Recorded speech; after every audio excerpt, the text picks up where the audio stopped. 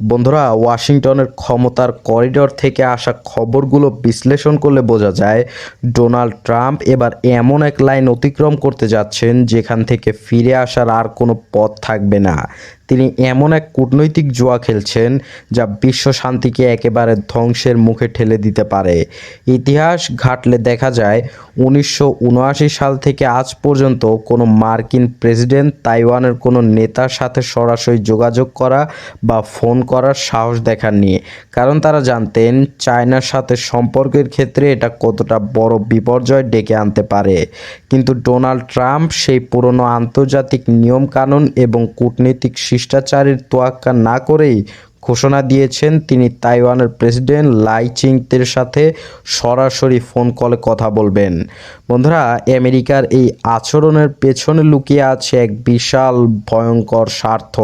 এটা শুধু একটা সাধারণ শুভেচ্ছা বিনিময় নয়, বরং এর আড়ালে রয়েছে তাইওয়ানের কাছে প্রায় $14 বিলিয়ন মারণাস্ত্র বিক্রির এক গোপন চুক্তি।